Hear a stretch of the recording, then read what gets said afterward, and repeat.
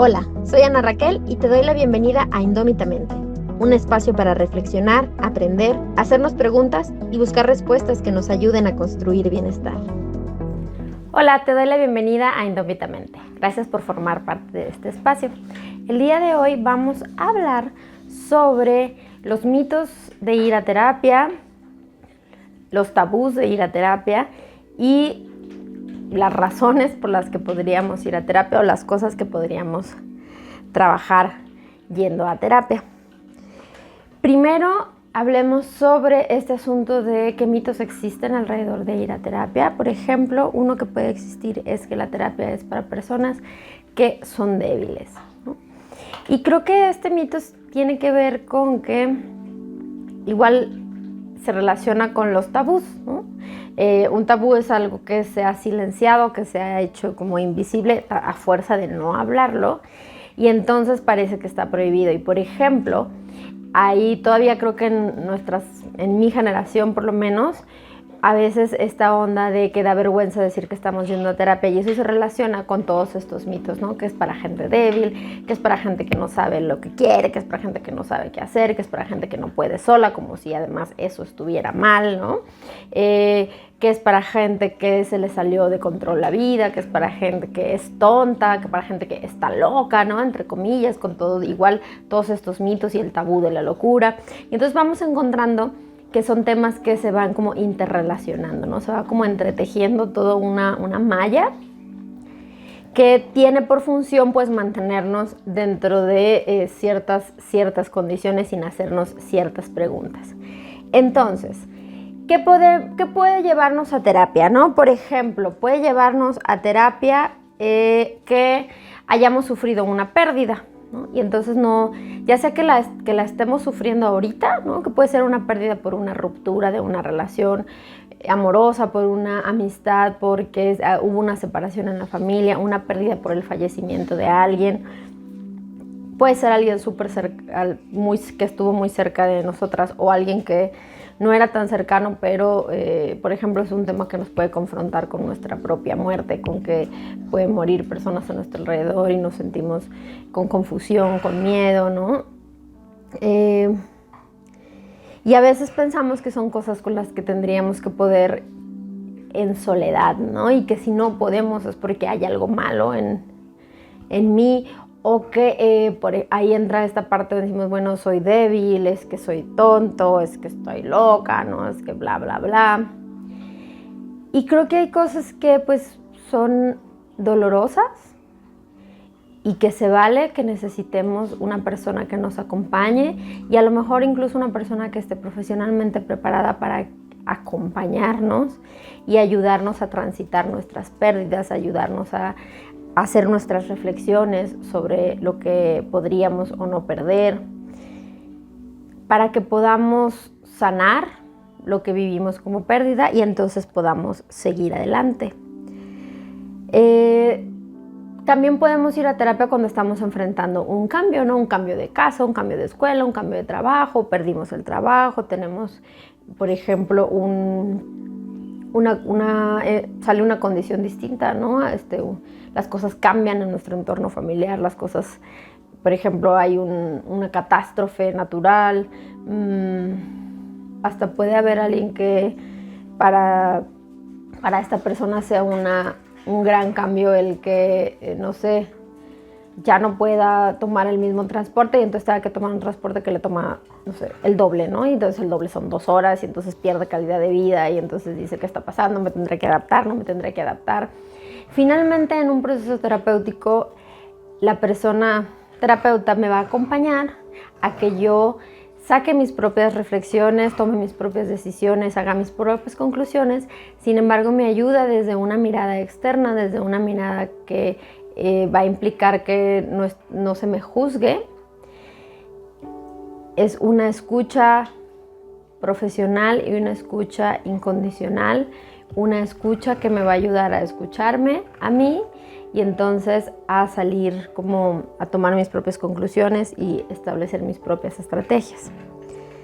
También puedo ir a terapia, por ejemplo, si ando teniendo dificultades para saber cómo gestionar, manejar mis emociones, expresarlas. Incluso hay quienes pueden experimentar problemas para sentirlas.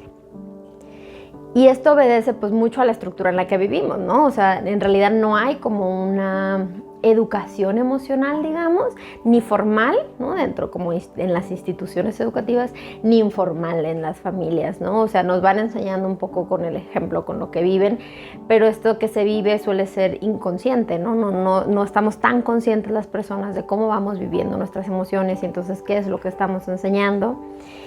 Y es súper común y creo que es parte de la estructura en la que vivimos que podamos llegar a ser adultas, las personas, sin saber realmente qué hacer con nuestras emociones y que en algún momento digamos, no, es que esto ya se me salió de las manos, necesito un ojo clínico, ¿no? Una compañía preparada, profesional para ver pues qué hago con esto, ¿no? Y entonces se trata de esta escucha, les digo que nos ayuda y nos acompaña a entendernos. Y entonces saber que a veces también hay momentos de psicoeducación, ¿no? Donde es como, mira, las emociones funcionan así, los cambios fisiológicos funcionan así, tienen que ver con esto, y entonces ya vamos como haciendo ejercicio, lo relaciono con mi propia vida, veo cómo voy, lo experimento, ¿no? En mi vida cotidiana, saco mis conclusiones, empiezo a tomar decisiones.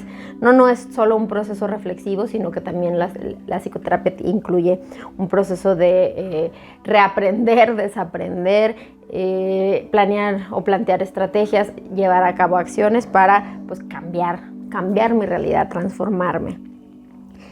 También puedo ir a terapia cuando estoy teniendo exceso de pensamientos negativos, dañinos, cuando estoy sintiendo que la vida no merece ser vivida, o que yo digo, bueno, aunque haya cosas que sean muy disfrutables, yo no estoy siendo capaz de disfrutarlas, ¿no? Se me fue el disfrute, se me fue la motivación. Y entonces un proceso de psicoterapia me puede ayudar para entender qué está pasando conmigo, ver qué quiero conseguir, cómo lo puedo conseguir, ¿no? Y entonces ir avanzando. También puede ser que necesite ir a terapia cuando tengo algún miedo, ¿no? Un miedo sobre todo estos que no me dejan operar mi vida con normalidad, vivirla plenamente, y digo, es que esto... más que ser un miedo de estos que te llaman a la precaución, ¿no? Como voltear a los dos lados antes de cruzar la calle, etcétera, etcétera. Es un miedo que te paraliza, que no te deja hacer, que dices, es que ya no puedo salir de mi casa porque esto me da miedo, ¿no? O no puedo conseguir un mejor empleo porque me da mucho miedo, no sé, el fracaso, ¿no? Cosas de este estilo.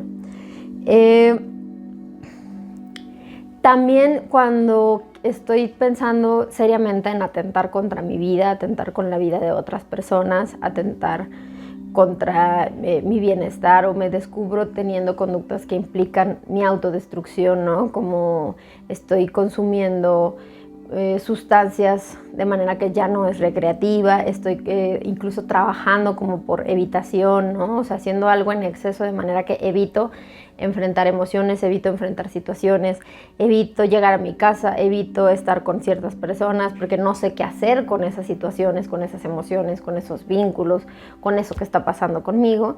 Y entonces tengo conductas de evitación, conductas que me dañan o estoy pensando en dañarme.